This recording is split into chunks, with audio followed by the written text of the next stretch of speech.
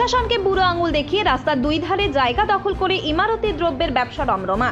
এমনই ছবি ধরা পড়ল তারকেশ্বর কারাড়িয়া রোডের গৌরীবাটি থেকে কারাড়িয়া ব্রিজ পর্যন্ত।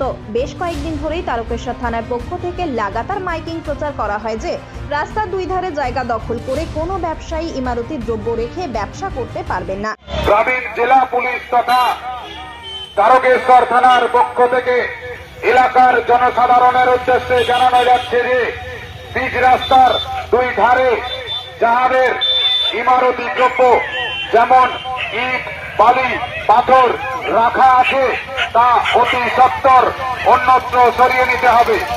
অন্যথায় তারকেশ্বর থানা তাদের বিরুদ্ধে আইনানুগ ব্যবস্থা গ্রহণে বাধ্য থাকিবে। তারপরও সেই নির্দেশকে বুড়ো আঙুল দেখিয়ে রাস্তার দুই ধারে ইমারতি দ্রব্য রেখে ব্যবসা করছেন ইমারতি ব্যবসায়ীরা।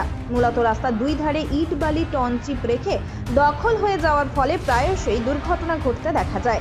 পাশাপাশি ইট, বালি, স্টোনচিপ রাখার ফলে বাইক চালক থেকে আরম্ভ করে সাইকেল আরোহী এবং দ্রুত চলাচলকারী গাড়ি যানবাহনের ক্ষেত্রেও চরম সমস্যার মধ্যে পড়তে হচ্ছে। বারবার পুলিশের সচেতনতামূলক প্রচারকে অগ্রাহ্য করে ব্যবসায়ীরা তাদের ইমারতি দ্রব্য রাখছেন রাস্তার ধার দখল করে। ইতিমধ্যেই হুগলি গ্রামীণ পুলিশ সুপার এই বিষয় নিয়ে কড়া পদক্ষেপ নেওয়া হবে বলে জানিয়ে দিলেও এখন দেখার কারাড়িয়া তারকেশ্বর রোডের দুই ধারে যারা ইমারতি দ্রব্য রেখে ব্যবসা করছেন তাদের বিরুদ্ধে কী পদক্ষেপ নেওয়া হয়।